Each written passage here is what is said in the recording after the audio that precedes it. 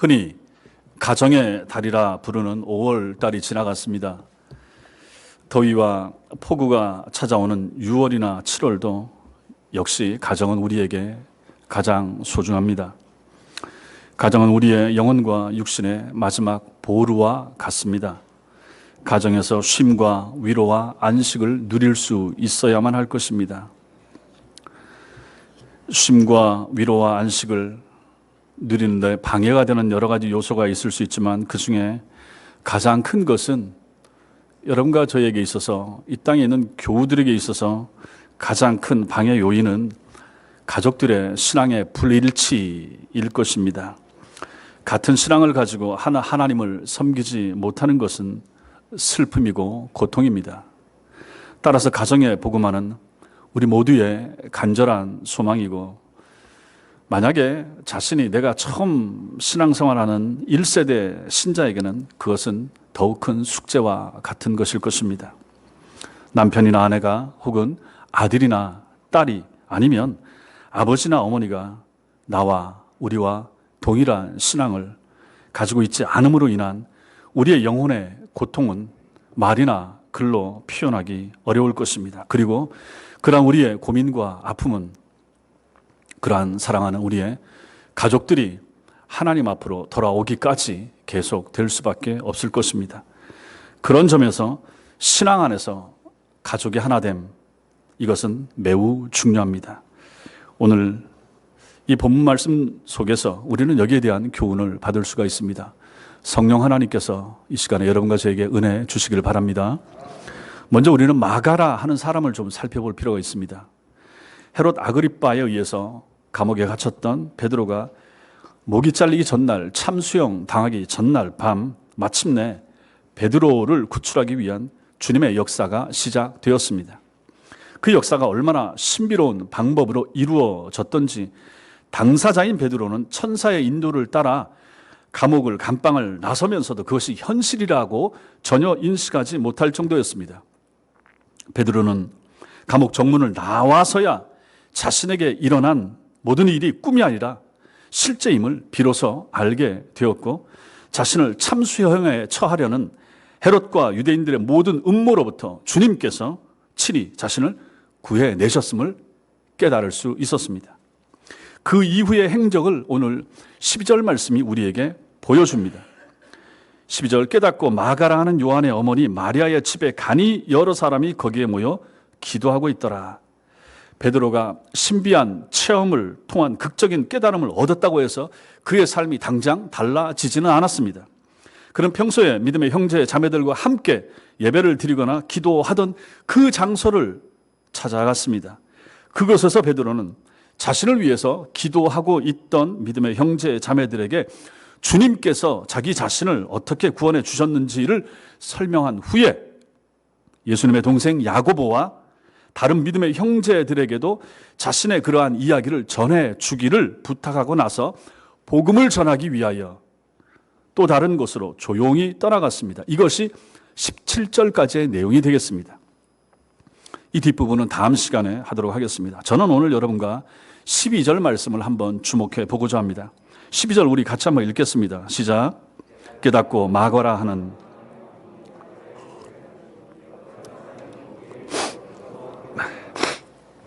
본문 그 집을 마가의 집이라고 하거나 마리아의 집이라 부르지 않고 마가라 하는 요한의 어머니 마리아의 집이라고 부르고 있습니다. 성경이 어느 특정인의 집을 가리킬 때 자식과 어머니의 이름을 동시에 사용한 경우는 여기가 유일합니다. 자식과 어머니라 그러면 그들은 한 가정을 구성하고 있는 가족입니다. 따라서 본문이 그들의 집을 마가라 하는 요한의 어머니 마리아의 집이라고 부르는 것은 마가 혹은 요한이라 불리는 아들과 마리아라는 이름의 어머니가 함께 이루고 있는 그 가정을 강조하기 위함일 것입니다. 마가라 하는 요한의 어머니 마리아는 우리가 아는 성경에 자주 또 많이 여러 명 등장하는 어머니들과 완전히 다른 분입니다. 완전히 독자적인 여인입니다. 마리아의 아들이 마가와 요한이라고 하는 두 개의 이름을 동시에 갖고 있었던 것은 당시 이스라엘이 로마의 식민지였기 때문입니다. 마가는 로마식 이름이고 요한은 히브리식 이름이었습니다. 같은 것입니다. 사울, 바울 같은 이름인 것처럼 마찬가지입니다. 그리고 골로새서 4장 10절은 마가가 우리가 이미 잘 알고 있는 바나바의 생질은 조카 이렇게 나오는데 정확하게는 사촌 동생입니다. 그래서 바나바와 마가는 사촌지간인 거죠. 하지만 우리 마가가, 여기 나오는 마가가 여러분과 저 우리의 관심을 끄는 것은 그가 그토록 유명한 바나바의 사촌 동생이었기 때문이 아니라 마가라고 하는 그 사람 자신이 그리스도인으로서 여러분과 저 우리에게 보여준 그 자신의 삶이 탁월하고 뛰어났기 때문에 그런 것입니다. 그래서 이 사람에 대하여 우리가 주목해 볼 필요가 있습니다.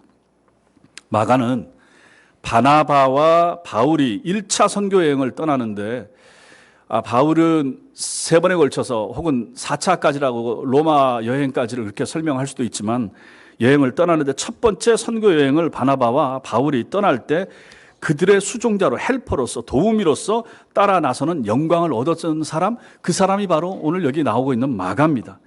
젊었습니다. 젊은이들 가운데 마가가 그만큼 뛰어난 어떤 점이 있었다. 그래서 그 선교 여행에 마가를 데리고 갈 만큼 탁월한 점이 있었다는 것입니다. 그런데 후에 마가가 1차 선교 여행 도중에 무슨 일인지 모르지만 무책임하게 도중에 하차해서 돌아간 적이 있습니다. 그래서 바울과 한동안 관계가 단절이 되었습니다. 그랬었지만 말년에 바울이 빌레몬서 1장 24절에 보면 마가를 자신의 동역자라 이렇게 부를 정도로 마가는 신실했습니다. 다시 이 관계가 회복이 되었던 거죠. 뿐만 아니라 주후 2세기에 교회의 어른인 교부들이 있습니다. 교부 중에 파피아스라고 하는 사람이 있었는데 이 사람은 마가에 대해서 증언하기를 마가는 베드로의 통역하는 사람이었다 이렇게 전해줍니다. 바울은 탁월하고 뛰어났습니다. 공부를 많이 했습니다. 박학다식했습니다. 그런데 갈릴리 어부 출신이었던 베드로는 좀 달랐습니다. 당시에 일반인들이 흔히 사용하던 아람어를 제외하고는 당시 세계 공용어였던 라틴어나 헬라어를 베드로는 구사할 줄 몰랐다고 봐야 할 것입니다. 따라서 베드로가 이방인을 상대로 해서 설교를 할 때는 누군가 그의 설교를 통역을 해줘야만 했습니다. 그때 마가가 그 역할을 감당했다. 이렇게 우리는 볼 수가 있습니다. 아무튼 베드로 자신이 베드로전서 5장 13절을 통해서 마가를 내 아들이라고 불렀을 정도로 마가는 베드로로부터 절대적인 신임을 받았습니다. 신약 성경에 등장하는 사람들 중에 사도 베드로와 사도 바울 모두로부터 이처럼 절대적인 신임을 받았던 사람은 오직 마가 한 사람뿐입니다. 그는 그만큼 출중한 그리스도인이었습니다. 그러나 이 모든 것을 제외하고서라도 우리가 마가를 존중하지 않을 수 없는 또 다른 이유가 하나가 있습니다. 그것은 그가 복음서 중 하나인 마가복음을 기록한 사람이라 하는 것입니다. 여러분들이 잘 아시는 것처럼 성경은 몇 년 동안에 몇 명에 의해서 기록됐습니까? 한 1500년에 걸쳐서 한 40여 명에 이르는 저자들에 의해서 성경은 기록이 됐습니다. 주전 1400년경 모세에 의해서 창세기가 기록된 이후 주후 1세기 말 사도 요한이 요한계시록을 기록함으로써 성경은 비로소 완성되었습니다. 성경 기록이 이렇게 장장 1500년에 걸쳐서 기록이 된 것입니다. 긴 시간이 소요됐습니다. 그 긴 시간 동안 이 땅을 걸쳐 갔던 사람들의 숫자가 만약 따져보면 얼마나 됐겠습니까? 몇십억 아니면 몇백억 이렇게 됐을 수가 있습니다. 아무튼 그 많은 사람들 가운데 성경의 기록자로 하나님 앞에 선택된 사람은 단지 40여 명밖에 없습니다. 마가도 그 40여 명 중 하나로 선택받았다 하는 것입니다. 그렇다고 해서 마가가 모세나 여호수아처럼 위대한 지도자였던 것은 아닙니다. 이사야나 예레미야와 같이 뛰어난 선지자였던 것도 물론 아닙니다. 베드로나 마태처럼 주님의 직계 제자도 아니었죠. 바울처럼 주님의 특별한 사랑을 입은 사도도 아니었습니다. 다른 성경 기자에 비하면 그는 특별히 내세울 것이 없어 보이지만 그럼에도 불구하고 그는 영광스러운 40여 명의 성경 기록자 중 하나였습니다. 마가가 살던 시대에 왜 권력자가 없었겠습니까? 마가가 있던 시대에 큰 무역상이나 대단한 학자가 왜 없었겠습니까? 그러나 그들은 모두 바람처럼 이름도 없이 사라져 버렸을 뿐이지만 영원한 하나님의 말씀을 기록한 마가는 그 영원한 하나님의 말씀, 마가복음과 함께 더불어 오늘도 여러분과 저 우리 마음속에 살아있는 사람이 되고 있는 것입니다. 대단하게 내세울 것이 없어 보이는 마가가 어떻게 그와 같은 영광을 누릴 수 있었을까요? 오늘날 여러분과 제가 아는, 우리가 아는 마가가 어떻게 존재하게 되었을까? 어디서 하늘에서 뚝뚝 떨어졌습니까? 아닌 거죠. 오늘 우리는 짧은 말씀이지만 이 말씀 속에서, 성경 속에서 그것을 찾아볼 수가 있다 하는 것입니다. 어디서 찾을 수 있습니까? 12절 말씀. 요한의 어머니 마리아의 집, 마가라 하는 요한의 어머니 마리아의 집, 이 집을 살펴보면 그 답을 얻을 수 있을 것이라 하는 것입니다. 그래서 우리는 두 번째로는 마가의 어머니 마리아를 좀 살펴봐야 됩니다. 오늘 본문이 그 집을 마리아의 집으로 소개한 것은 마리아가 남편을 잃은 과부였기 때문입니다. 그러나 마리아는 집에 하인을 거느릴 만큼 경제적으로 넉넉했고 그녀의 집은 많은 사람들이 함께 예배 드리거나 기도회를 가질 수 있을 정도의 큰 규모의 대저택이었습니다. 그 정도의 경제적 여유를 지닌 집 주인이라면 평상시라면 모르지만은 지금 본문이 기록되고 있는 이 때만은 자기의 집을 예배나 기도 장소로 제공하기를 좀 조심해야 될 필요가 있었습니다. 유보할 필요가 있었습니다. 왜 그렇습니까? 헤롯 때문입니다. 헤롯이 지금 교회 지도자를 죽이기로 계획을 하고 행동을 시작했지 않습니까? 이미 야고보를 목을 자르지 않았습니까? 그리고 베드로마저 죽이겠다고 해서 감옥에 들어갔다가 지금 나온 그러한 직후 아니겠습니까? 부자는 다른 사람들에 비해서 상대적으로 지킬 것이 많은 사람들 아닙니까? 큰 집을 소유한 이 부자 마리아 역시 자신의 재산을 지키기 위해서 몸을 좀 사려야 할 때였지만은 마리아는 전혀 그것을 개의치 않았던 것입니다. 감옥에서 참수형을 기다리고 있는 베드로 선생님을 위해서 자신의 집을 기꺼이 그 시간에도 기도하세요, 기도하십시다 라고 장소로 제공했던 사람입니다. 근데 보니까 이번만 이랬던 것이 아니라 하는 것입니다. 주님께서 십자가에 못 박혀 돌아가시기 전 제자들과 가지셨던 최후의 만찬 장소 역시 흔히 마가의 다락방이라 불리는 바로 이 집이었습니다. 최후의 만찬이 끝난 다음에 주님께서 최초로 성찬식을 거행하신 곳도 바로 이 집입니다. 주님께서 제자들에게 마지막 유언 같은 말씀을 남기신 곳도 바로 이 마가의 집, 마리아의 집입니다. 부활하신 주님께서 두려움에 떨고 있는 제자들을 찾아오셔서 부활하신 당신을 확인시켜 주시면서 내 손 만져보고 내 옆구리에 손을 넣어봐라 했던 집, 바로 이 집입니다. 주님께서 승천하신 뒤에 제자들을 포함하여 120여 명의 성도들이 모여서 성령 주시기를 기대하면서 기도하면서 기다리던 곳, 바로 이 집입니다. 오순절에 성령이 강림하셨던 곳 어디입니까? 바로 이 집이라 하는 것입니다. 그렇다면 이 집이 얼마나 중요한 곳이었던가, 주님의 사역과 초대교회 성장에 얼마나 중요한 역할을 감당한 집이 바로 이 집이었는가를 우리는 알 수가 있는 것입니다.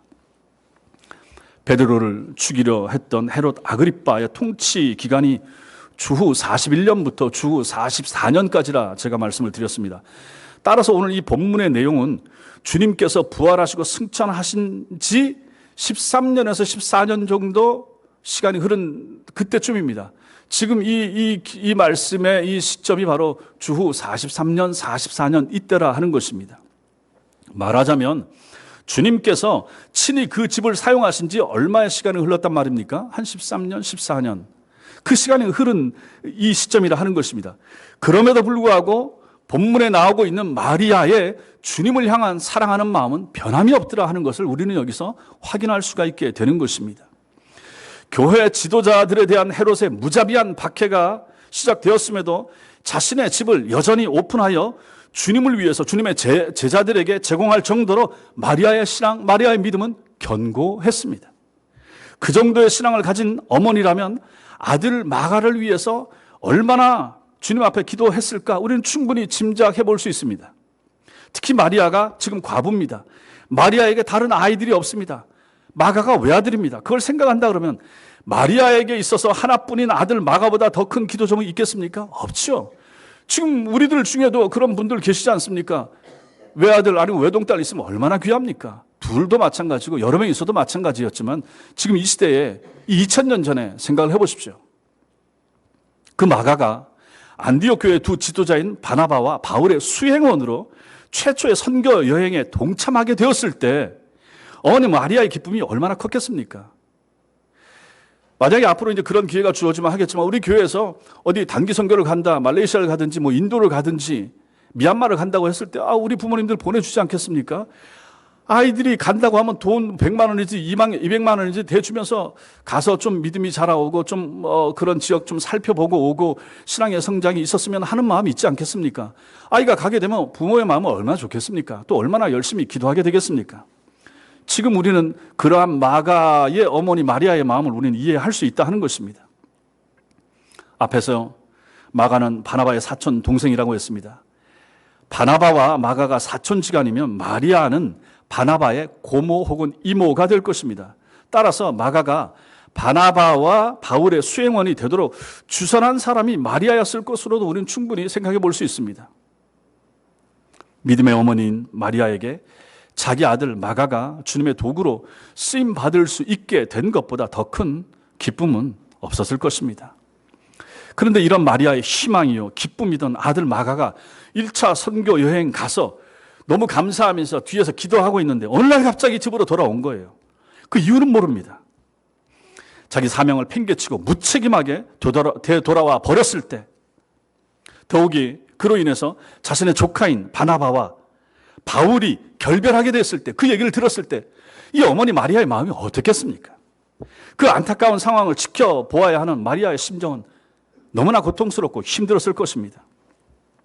그러나 다시 시간이 흘러 이미 초대교회 최고의 지도자 위치에 오른 바울이 마가를 다시 불러 그의 동력자로 다시 세워주고 삼아 주었을 때, 또 다른 교회 최고 지도자인 베드로가 마가를 자신의 아들로 불러주고 인정해 주었을 때, 나아가서 주님께서 마가를 마가복음서의 기록자로 선택해 주셨을 때, 그 마리아는 그 아들 마가를 향한 주님의 그 신비로운 섭리 앞에서 얼마나 감격하고 얼마나 감사했겠습니까? 그렇지 않겠습니까?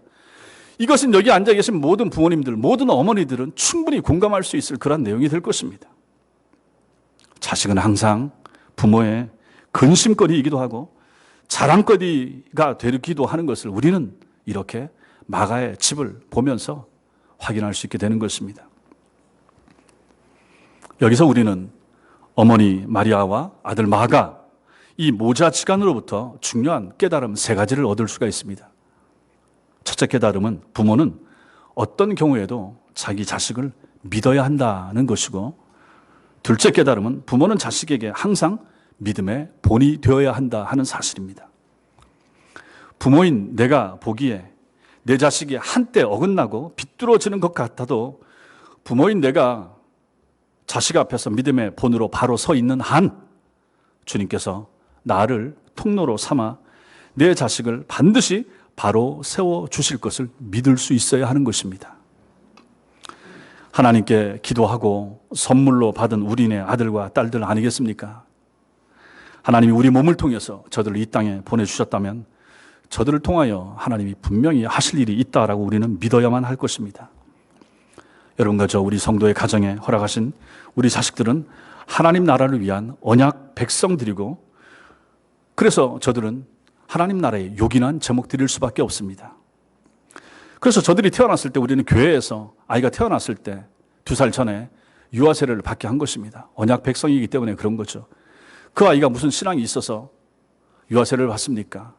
어머니, 아버지의 신앙 때문에 그 아이에게 유아세례를 주게 되는 거죠. 그렇다면 우리는 우리 아이들을 믿어야 합니다. 우리는 우리 자식들을 신뢰해야 합니다. 우리 부모 세대보다 우리 아이들이 더 키도 크고 더 잘생깁니다. 더 건장합니다. 더 예쁘고 더 공부도 많이 했고 더 넓은 세상을 경험했습니다. 이런 우리 자식들을 통해서 하나님께서 분명히 우리보다 더 크게, 더 놀랍게 역사하시라, 이렇게 믿어야 되지 않겠습니까?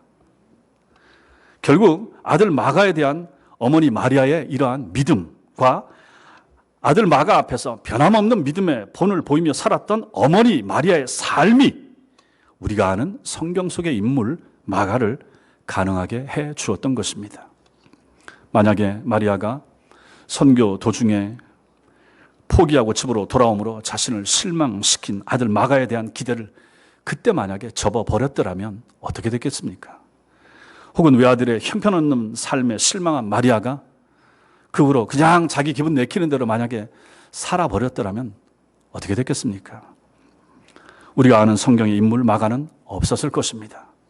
이런 의미에서 초대교회의 중요 인물이 된 마가, 그 사람 자신도 위대했지만 주님을 믿는 믿음 안에서 자신을 크게 실망시킨 아들 마가를 주님 안에서 끝까지 믿으며 신앙의 본을 보이면서 살아갔던 어머니 마리아는 훨씬 더 위대했던 것입니다.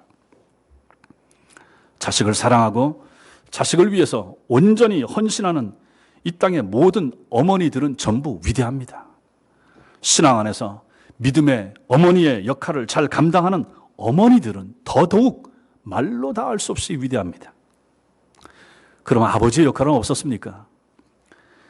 마가의 어머니 마리아가 이렇게 훌륭한 믿음의 여인이었다면 그의 아버지, 마가의 아버지는 어떤 사람이었을까? 우리는 궁금해해야 합니다.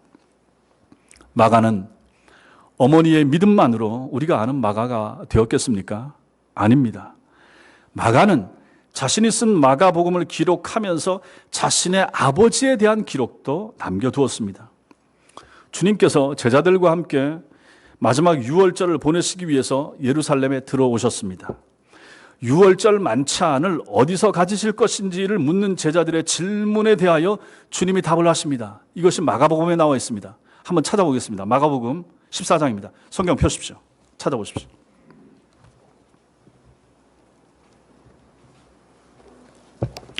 마가복음 14장.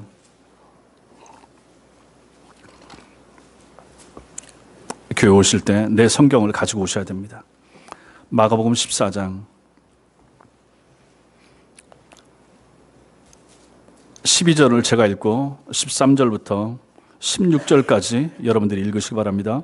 무교절의 첫날 곧 유월절 양 잡는 날에 제자들이 예수께 여짜오되 우리가 어디로 가서 선생님께서 유월절 음식을 잡수시게 준비하기를 원하시나이까 하매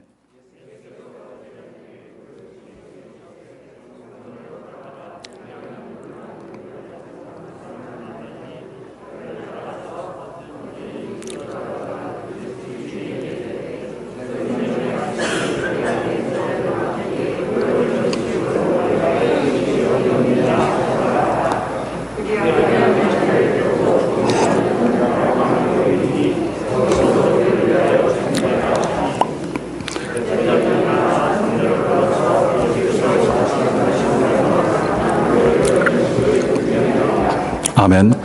주님께서는 두 제자들에게 성내에서 물동이를 맨 사람이 들어가는 집을 따라가 그 집 주인에게, 지금 이 물을 나르는 사람은 그 집의 종인 거죠. 그 집 주인에게 유월절 만찬을 위한 방을 부탁하라 말씀하셨습니다.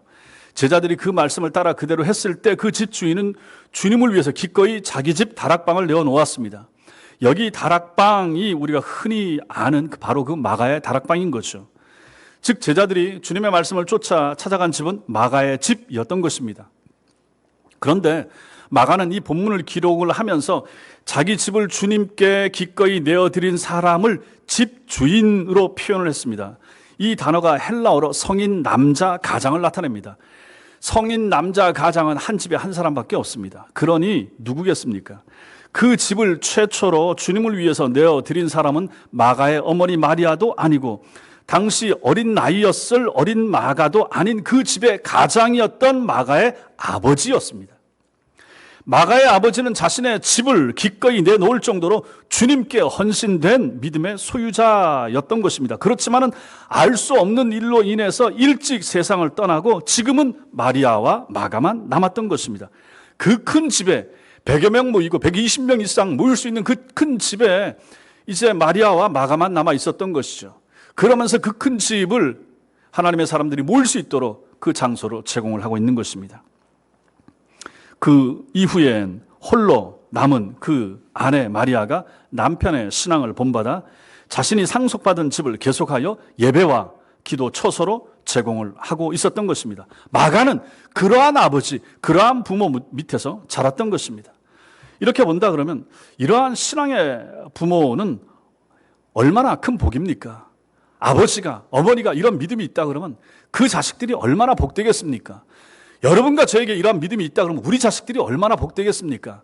여러분과 저에게 돈이 많고 여러분과 저에게 물려줄 땅 많은 것이 복이 있는 것이 아니라 우리에게 이런 믿음이 있다면, 우리에게 내 집을 주를 위해서 열어놓을 수 있는 그러한 믿음이 있다면, 우리 어머니들이 자식을 위해서 그렇게 기도하고 그렇게 주님을 잘 섬길 수 있는 그런 믿음이 있다 그러면 그 우리를 따르는, 우리를 보는 우리 자식들은 얼마나 복되겠습니까? 이러한 부모의 신앙 유산으로 인해서 한때 어긋나는 듯했던 아들 마가의 신앙도 본래의 자리로 돌아올 수가 있었습니다. 마가의 어머니도 위대했고 모범적인 신앙을 유산으로 물려준 마가의 아버지도 훌륭한 그리스도인이었습니다. 그리고 부모로부터 이어받은 그 신앙 유산 위에서 초대교회의 중요한 인물로 우뚝 선 마가 역시 위대한 성도였음은 두말할 필요가 없을 것입니다.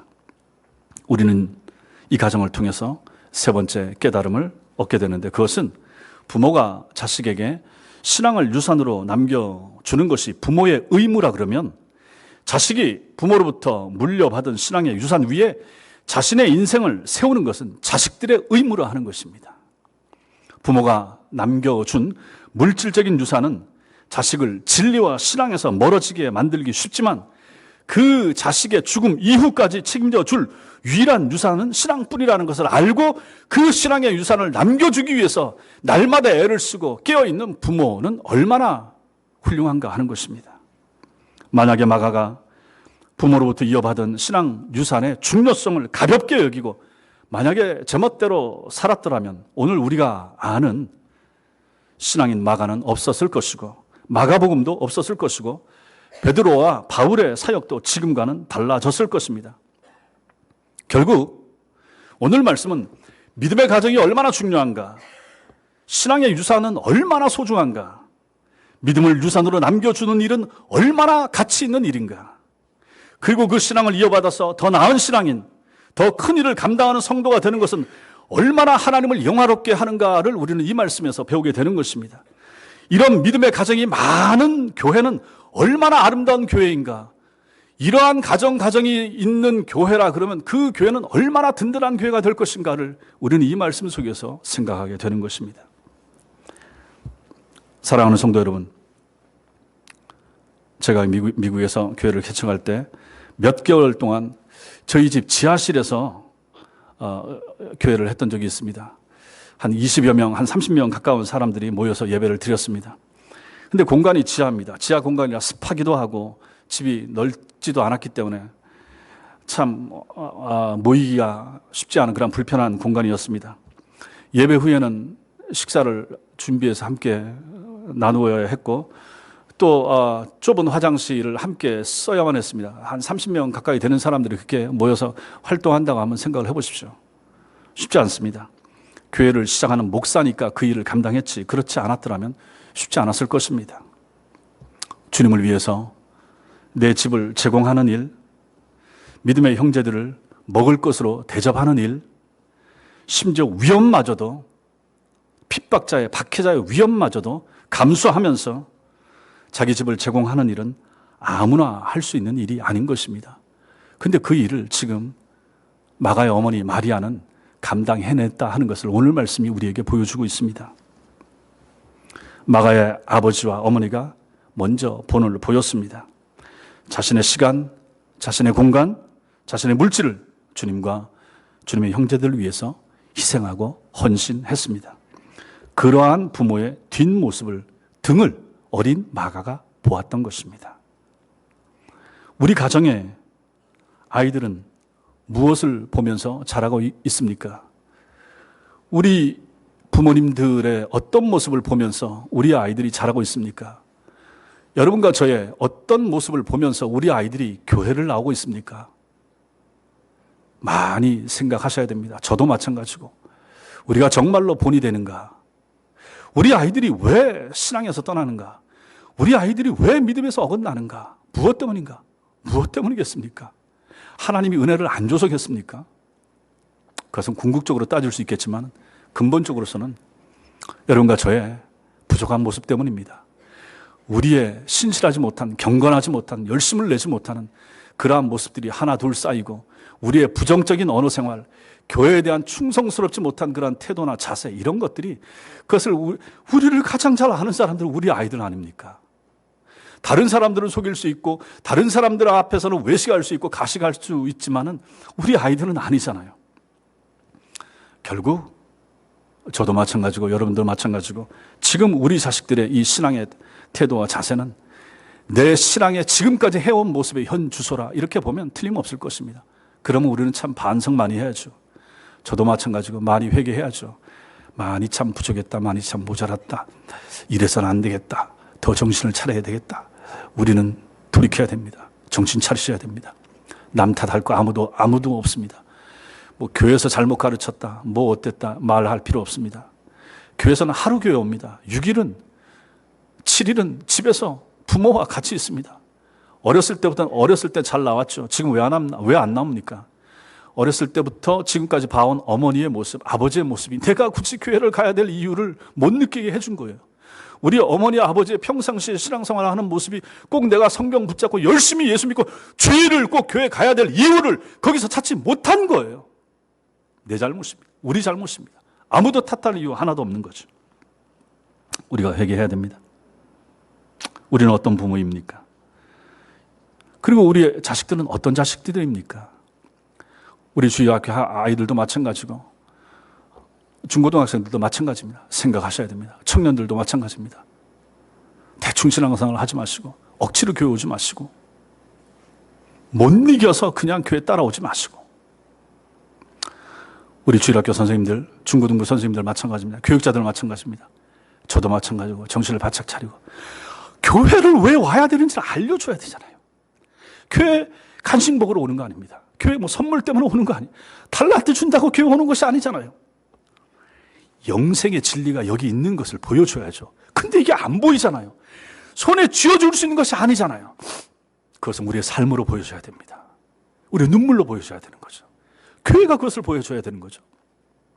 우리 교회 아니면 다른 곳에서는 얻을 수 없다는 것을 아이들이 알고 스스로 올 수 있도록 만들어줘야 되잖아요. 차가 돌아야만 그 아이들이 탑니까? 전화해야만 옵니까? 처음엔 그렇게 해야죠. 그러나 스스로 오게 해야죠. 어렵죠. 그러나 필요합니다. 이것을 위해서 노력해야 됩니다. 적당하게 시간 때울 수 없습니다. 교육자들, 교사들 마찬가지입니다. 적당하게 하면 주님이 다 아십니다. 저도 마찬가지입니다. 제가 적당하게 하면 주님이 아십니다. 다 보시죠. 사건이 될 수가 없습니다. 교육자, 교사, 장로님들, 권사님들, 집사님들 다 마찬가지입니다. 누구 앞에서 합니까? 누구 뭐라고 합니까? 헌금은 왜 합니까? 이름 불러줘야 헌금합니까? 그렇게 안 합니다. 하나님 앞에 하십시오. 기도도 마찬가지입니다. 하나님 앞에서 하십시오. 그래야 교회가 삽니다. 그래야 우리 아이들을 살릴 수가 있습니다. 그 교회가 참된 교회입니다. 우리 교회가 이런 교회가 돼야 됩니다. 억지로 끌어오고 끌려나가고 시켜야 하고 그런 교회는 아니지 않습니까? 그 첫 단추, 첫 걸음 가정에서부터 시작돼야 됩니다. 어머니, 아버지가 잘하셔야 됩니다. 저부터 회개하셔야 됩니다. 내 아이가 왜 저런가? 내가 잘못했어요. 내가 울지 않아서 그런 거죠. 내가 회개하지 않아서 그런 거죠. 우리는 마가의 가정을 통하여 마가의 아버지의 모습을 봅니다. 마가의 어머니의 모습을 봅니다. 그리고 정신 차린 마가, 그래서 말씀 위에 서는 마가, 그리하여 자신의 인생을 주님을 위해서 바친 마가, 복음을 위하여 희생하고 베드로를 도와주고 바울에게 요긴한 동력자가 되어줬던 마가의 모습을 보는 것입니다. 우리 가정의 아이들이, 우리의 아들들이, 우리의 딸들이 이렇게 만들어야 되지 않겠습니까? 이게 한두 번 기도로 되겠습니까? 한두 번 애 이름으로 헌금한다고 해서 하나님이 그렇게 금방 역사하시겠습니까? 속지 마십시오. 그렇지 않습니다. 많은 시간이 필요하고 많은 눈물이 필요하고 많은 무릎 꿇는 기도가 필요한 것입니다. 여러분과 제가 하나님 앞에서 우리의 가정을 바르게 세우는 믿음의 가정, 믿음의 가정들로 가득 찬 우리 교회, 신앙의 교회, 믿음 있는 교회, 믿음 있는 부모, 믿음 있는 우리 아이들, 하나님이 기뻐하시는 그러한 교회가 될 수 있기를 주님의 이름으로 축원합니다. 기도하겠습니다.